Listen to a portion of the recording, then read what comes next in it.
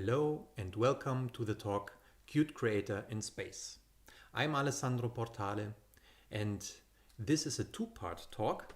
The first part will be done by me. It's a short introduction into Qt Creator plugin development, and the second part will be done by Günther Schwann of Viking Software, and he will demonstrate what he does with Qt Creator for the European Space Agency. What is a Qt Creator plugin? If you think of the features in Qt Creator, most of these will most likely come from a plugin. And Qt Creator ships a set of plugins by default. These plugins provide, for example, support for different build systems, for different tool chains, for programming languages, or maybe for target systems like Android, iOS, or you name it. And each plugin has metadata, which describes who made the plugin, what the copyright is, and which other plugin this plugin depends on. Let's create a new plugin. The Qt SDK installer offers a plugin development package. That allows you to start with plugin development without having to check out the whole Qt Creator source code and build everything from scratch. So if you have that package installed, let's go to the new project wizard and choose the one to create a new Qt Creator plugin. There we set the project name and where it has to be generated, and there's also a page for the metadata. That's the metadata that then becomes part of your plugin, and you also set the path where Qt Creator is installed, the version that you want to target. Now the next step here is it is important to choose the right kit for this project because it has to be binary compatible with the Qt Creator version that you want to target. So how do you find out which is the right version? Well, open the About dialog in the Qt Creator that you want to target and choose then the right kit. After the project wizard is finished, you can see a couple of files that have been generated. The main CPP file is just creates a small action, inserts that action into the menu, and if you press that menu item, you will see a small dialog popping up. It's just an example of how to get started with plugin development. In order to run the plugin now, we copy a small line from the README. This will help us in the next step, and that's in the run configuration. Now we want to run the plugin, which is a DLL. First, we have to set which main executable to use, host application for our plugin, and that's Qt Creator, the Qt Creator version. We set it as the executable, and then come the command line arguments. We paste in what we just copied in the previous step. And also in this case, in order to distinguish the Qt Creator I develop with and the Qt Creator I develop on, I say the Qt Creator that I start here has to have the color red. So I press play, the plugin gets compiled, and then you see our Qt Creator, the red one, and we can also see that it has the menu entry, and if I click that, the pop-up appears. And if you go to the dialog, plugin dialog, I use the filtering to find my plugin quickly. I can see here it is, and it even has the metadata. Now we developed our plugin and want to get it to our users so that they can install it and use it in their Qt Creator installation. There are multiple ways of achieving that. Here is a very simple one. We take our plugin binary and put it into an archive. This is a DLL that I put into a zip file. Could be any archive type. Then our users get this archive and they open their plugin dialog in Qt Creator where they find an install plugin button. They press that and up comes a wizard which gets the zip file and then analyzes the zip file and offers to install the plugin either in the local or in the global location. And then Qt Creator has to restart and we can check, or our users can check, is the plugin installed? Yes, there is the menu action. That's it. Now we plan to have multiple releases of our plugin in the future. for Windows, but also for Linux and macOS. And we don't to do everything by hand each time, building the plugins, compressing them into zip archives and mailing them around, right? That would be too tedious and error prone. So here's a little trick how we can do that in a more convenient way. The project wizard that created our initial plugin project also created a YAML file for us. That YAML file describes a GitHub action workflow. So if our project is hosted on GitHub, we can make use of the action feature, which is very convenient. That means that you can have builds of your binary that are done in the cloud for different target operating systems. There is an example for it. Our colleague created a plugin for Haskell development in Qt Creator. So if you go to the GitHub page, you will see that there are releases. And the releases are nicely named and also put into archives. We can download such an archive and just install it via the install plugin wizard that we saw already before. So if you use GitHub, you can use this workflow to deploy your plugins. It's very convenient. So that was the quick introduction into plugin development. And now Günther Schwann from Viking Software will take over and tell you about Qt Creator in space. Thanks, Alessandro. So, hello, my name is Günther Schwann, and I'm today presenting you Qt Creator in space. So first I'll introduce myself and companies involved, and next I'll talk briefly about Taste, and then about SpaceCreator, which is a part of Taste. And major part will be a demo, and then I will briefly tell you about the development of SpaceCreator. So about me, I'm developing with Qt for more than 20 years. It started with KDE, and then I developed for various companies and various areas, mobile, embedded, desktop, pretty much all that Qt is used for. And a bit more than 4 years ago, I joined Viking Software. So Viking Software is a software consulting company. Its headquarters is in Denmark, but developers and employees are all across Europe. And there's a long history with Qt in this company and a lot of experience with Qt. And then there is ESA. I don't think I need to introduce ESA. As far as I know, ESA was the first commercial customer of Qt. But for all the rest, you should know about. So about Taste. So Taste is, I'd say, a toolbox used by ESA to model systems and then use code generators to generate reliable, safe code. And that's just a very brief explanation. And I'll just move on and say it is using for all these models and for the communication between the different tools, which is mainly using files for transferring data, using standards like ADL, ASIN1, MSC, which is a message sequence chart. And all this is to automate the work, which is mainly generating code. Reason is, of course, to prevent human errors, to do multiple checks, to make sure there are no software errors. As imagine you are doing a software update of a satellite that is orbiting around the Earth, and then you have a major error and you can't go up there and press the reset button. So this needs to really work. And one more thing is to use graphical editors for the developers to better understand the whole system, to better understand the code, and use these editors as a starting point for the generators.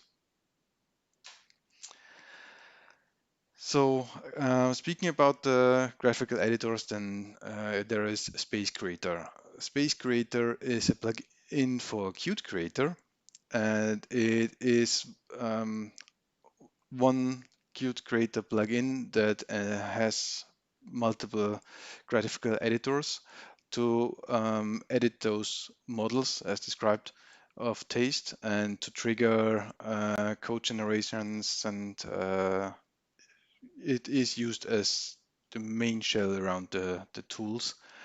Um, at least it is evolving there, let's say.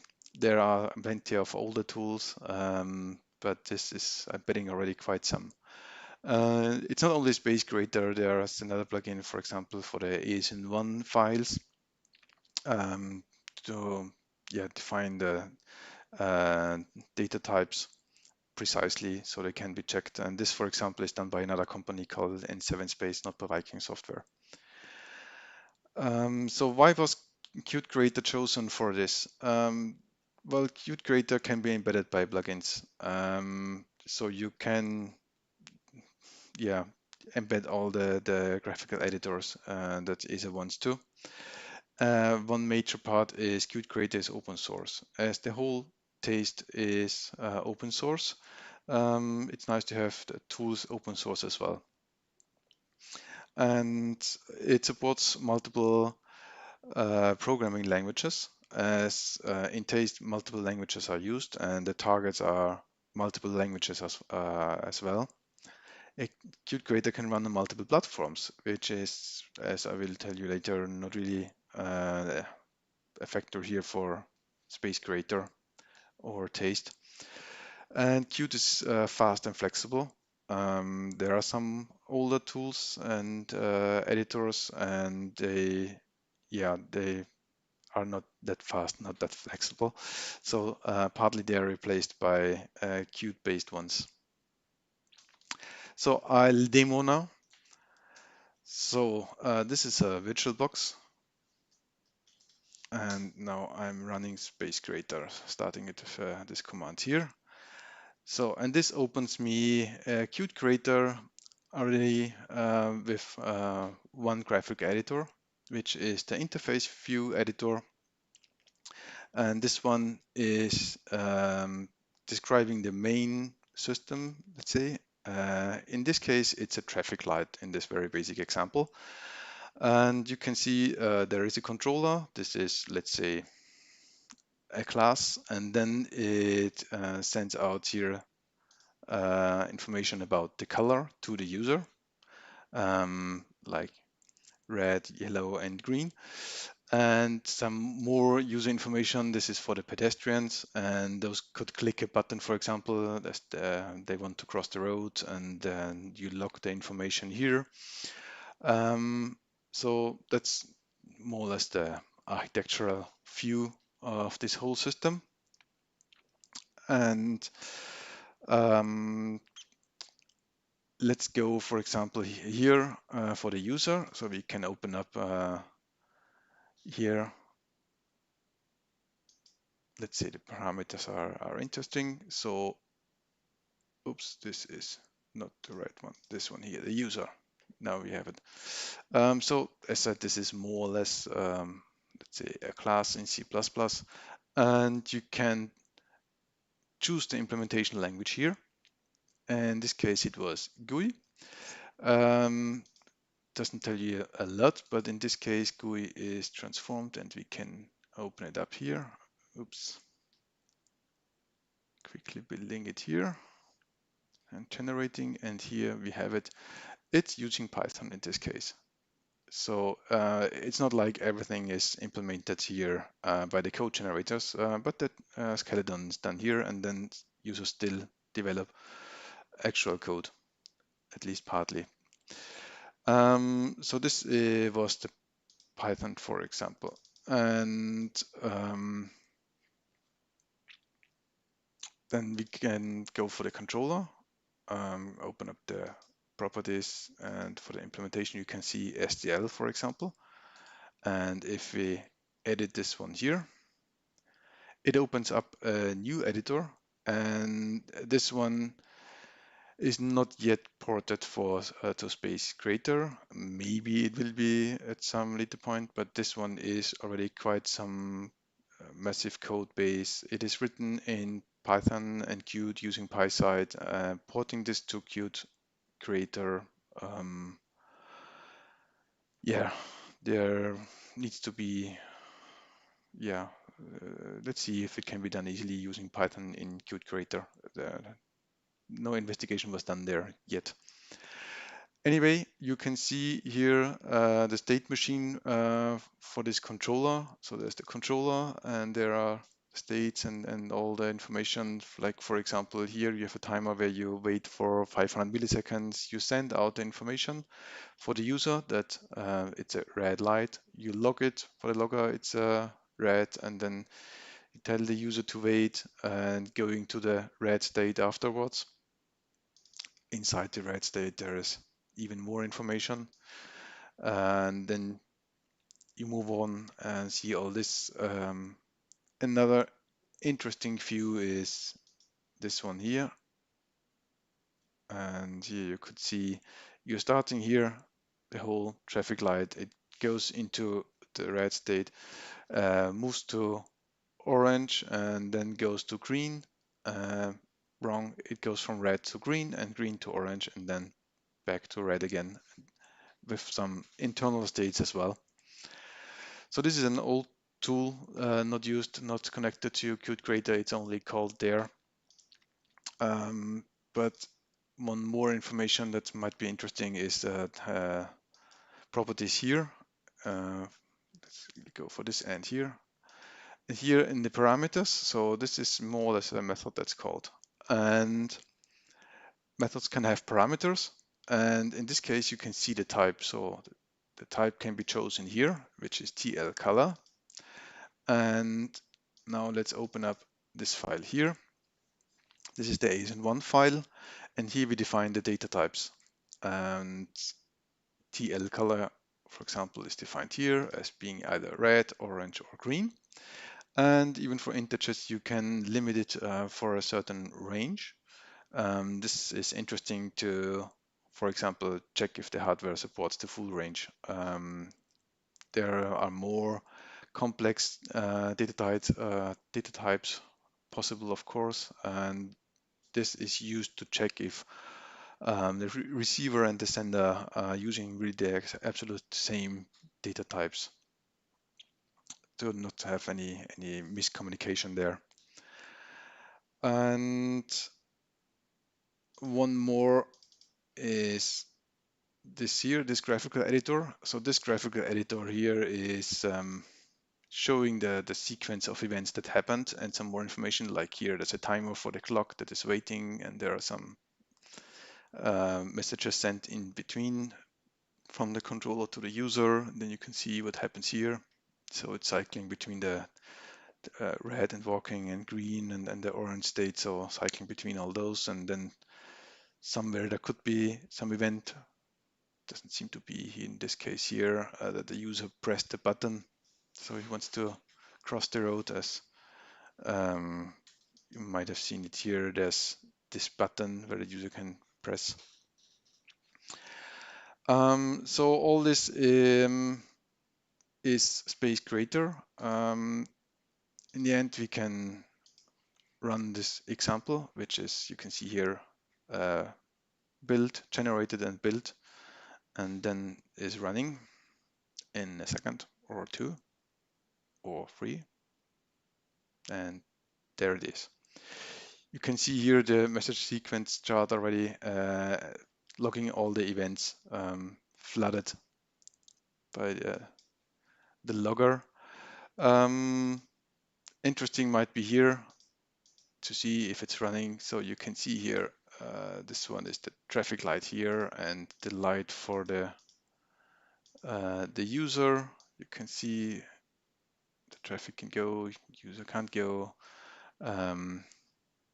Let's see if we press the button, if the user then can, yeah, now the user can go and cross the road and then red again. So very basic example here.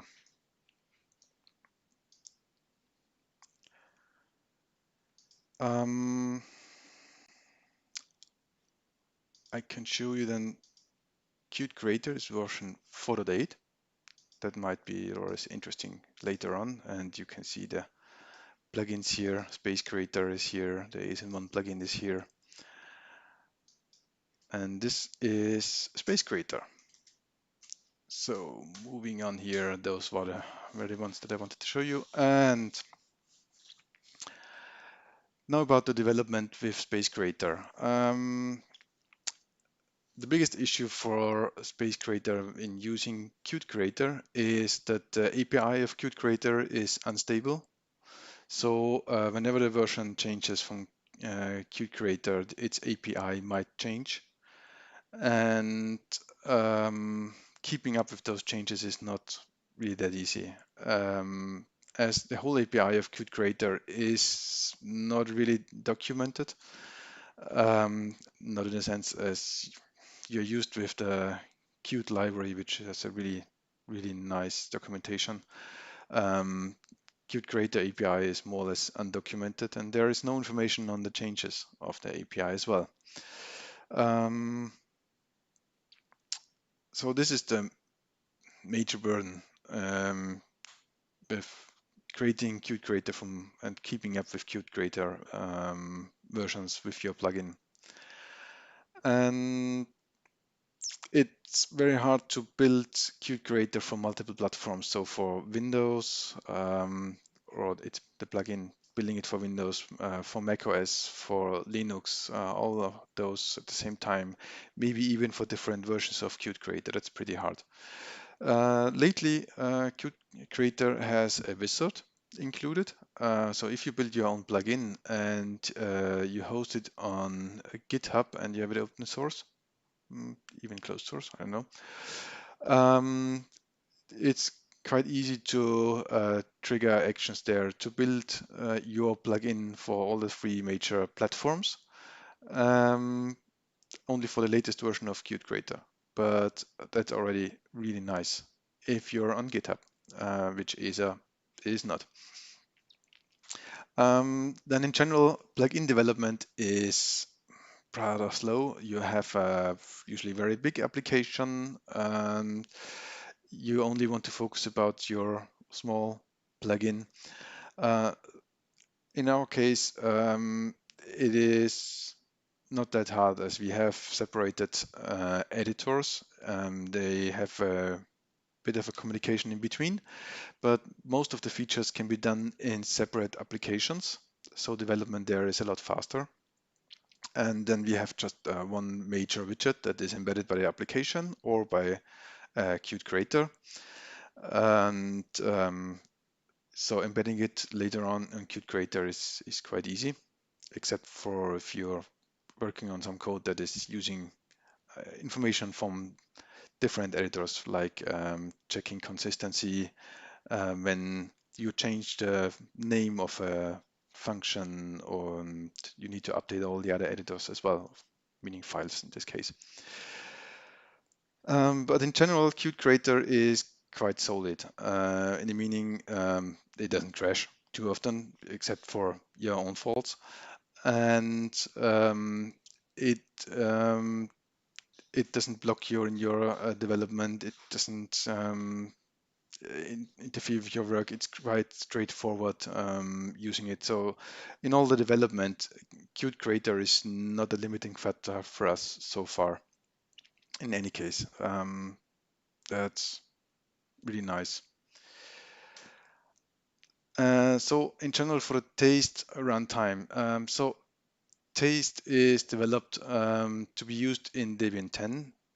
It is moving currently to Debian 11. Will take its time, but yeah. And that was the reason why you have seen Qt Creator 4.8. We're moving to new version. Obviously, with Debian 11, it would be 4.15. But we as well moved from moving Debian packages to app image. So the whole Qt Creator is inside of an app image using or including the SpaceCreator plugin and all the other stuff that is needed. Not the whole taste, only Qt Creator. And it is quite big, but now any version of Qt Creator and Qt can be used. And it's not fixed to Debian or Debian 10 even, but other Linux distributions can be used as well. And the whole taste runtime is used or distributed by a set of installation scripts that are maintained by Git, so you can update the whole system. So those do all the installation of needed packages, triggering the builds. As said, it's all open source. It's building all the stuff except for SpaceCreator, which is too big, has too many dependencies. So this one is distributed as a binary that's downloaded. And the whole taste can then be either used directly on a Debian 10 box, for example, or now even Ubuntu or the other Debian-based could be used rather easily. Or you can use a virtual machine, as I did, and run it there. It is a virtual machine is provided you can just download it from the taste web page. You could use Docker as well, change root even, and there's now experiments for using it in Windows, with the Windows subsystem for Linux, which seems to be a nice way to use it on Windows as well. So for the future of taste and SpaceCreator, so this whole taste is many years old and it will continue and continuously be developed. And SpaceCreator will evolve as well. It is by far not finished. It will add some more editors, probably, like the one that you have seen for the state machine that might be included. Let's see at some later point. And its usage inside of ASA is even increasing. But other industries are open to have a look at it and maybe use it as well. So that's one of the reasons to use open source for all of this. It should be open for others as well, using it just or maybe even contributing. So that's all for me. I'm open for questions. I have two links here, one for taste, one for the Git repository, where you could have a look. So thank you for watching.